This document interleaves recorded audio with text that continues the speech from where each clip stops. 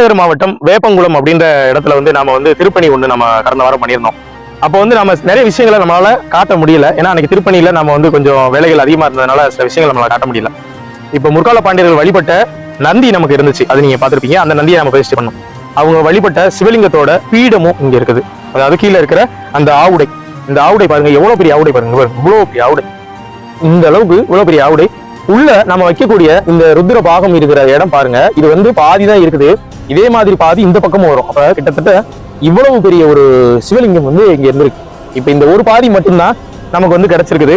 வேற இன்னொரு பாதி வந்து இங்க நமக்கு கிடைக்கல. இருந்திருந்தா நம்ம இந்த லிங்கத்தையே வந்து நம்ம என்ன பண்ணிருப்போம்னா பிரதிஷ்டை பண்ணியிருப்போம். அந்த சூழல் நமக்கு இறைவன் கொடுக்கல. அதனாலதான் நம்ம வேற ஒரு லிங்கத்தை பிரதிஷ்டை பண்ணோம். நீங்க இங்க வேப்பங்குளம் வரணும் அப்படின்னு நினைச்சீங்கன்னா டிஸ்கிரிப்ஷன்ல அதோட அந்த மேப் லொகேஷன் நான் தர்றேன். மறக்காம நீங்க உங்க குடும்பத்தோட வாங்கணும். இப்படி வரும்போது தான் இந்த கோவில் வந்து பெரிய அளவுல ஒரு டெவலப் ஆகும்னு நான் நம்புறேன். தொடர்ந்து எங்களோட பயணிங்க.